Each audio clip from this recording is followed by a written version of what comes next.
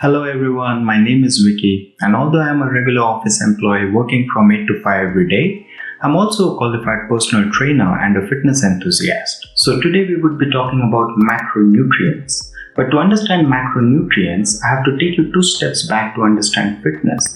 Fitness is a combination of nutrition, exercise and rest, out of which I believe that nutrition is the biggest contributor to fitness. In nutrition, you have nutrients, and those are categorized further in macro and micronutrients. Macro means large, so nutrition or nutrients which you need in larger quantities are called macronutrients.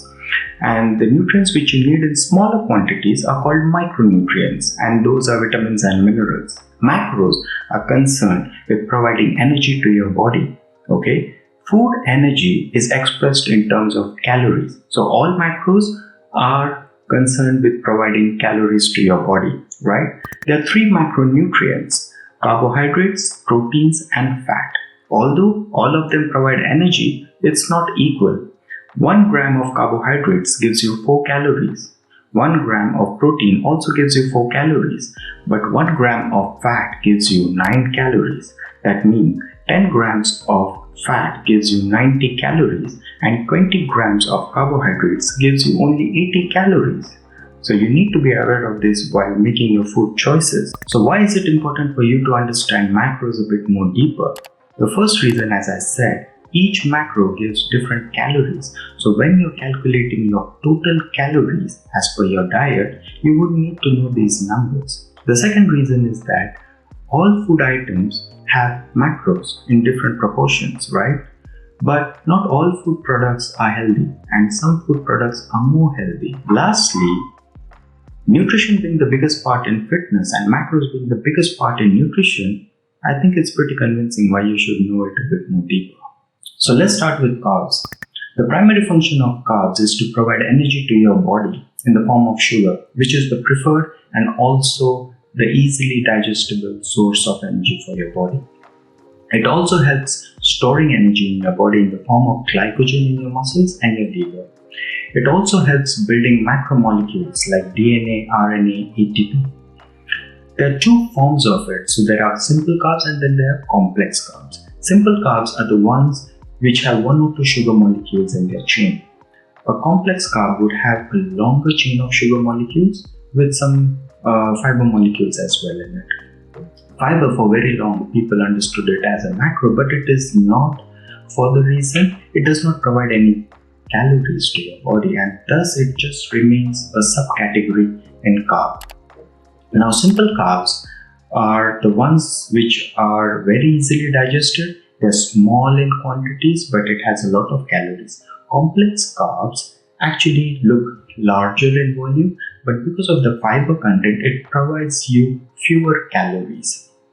Simple carbs are available in your sugar, candies, confectionery, refined products, baked, processed items. Also your sugar and sweetened drinks also have it.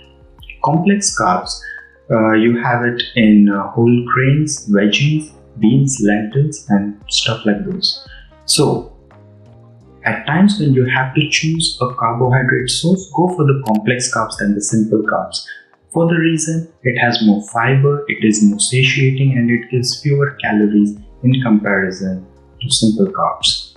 Also, you need to understand in carbohydrates, whenever you consume carbohydrates, there is rise in sugar in your blood, as you would know, and also there is rise in insulin. So whenever there is a spike in insulin, all the excess energy which you have in your system gets converted into fat. So insulin is really good, it's an evolutionary thing. And at times when you're not having food, it would be using those stores of energy for your body to function. So it is extremely important, but those who are trying to lose it find it difficult. So you need to be very careful when you consume carbohydrates, and if you're consuming it, go for the complex ones, avoid the simple. Proteins are extremely important for your body and they are associated with building and repairing in your body.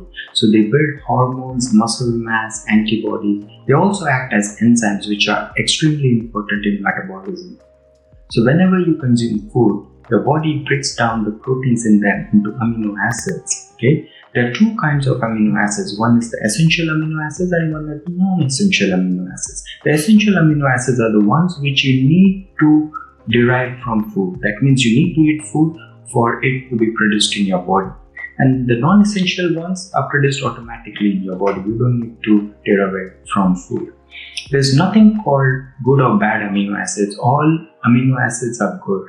Okay, they are needed to synthesize proteins in your body. So have all of them. Although protein is good, overconsumption would cause metabolic stress to your body, to your bones, to your kidneys and your liver.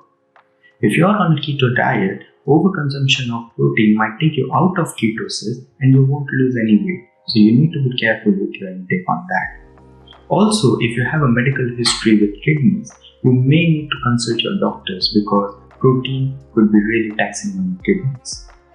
Last but very important thing, if you are consuming proteins, you need to consume a lot of water and stay hydrated. You will find proteins in dairy, meat, fish, eggs, lentils, beans, stuff like this.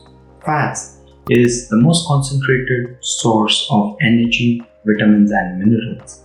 It helps you store energy in your body. It also helps producing hormones and also regulates your body temperature. Further, it also helps insulate your vital organs. You have trans fat, saturated and unsaturated fat in this. The trans fat and saturated fats are the ones which are associated with increasing the risk of cardiovascular diseases. Unsaturated, on the other hand, as we call as healthy fats, are the ones associated with reducing the risk of cardiovascular diseases. Trans fat and saturated fat mostly come from hydrogenated oil, fried items, baked items. You will also find them in meat and dairy products. So you need to be a bit restrictive of those and try to reduce it from your diet. I know eliminating them could be extremely difficult, but try max.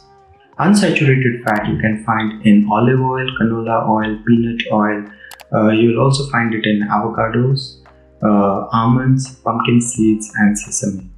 So if you may have to calculate your own macro profile, I would recommend you to go for a diet first. Choose a diet and as per that, you can understand and take some guidance about designing your own macro profile.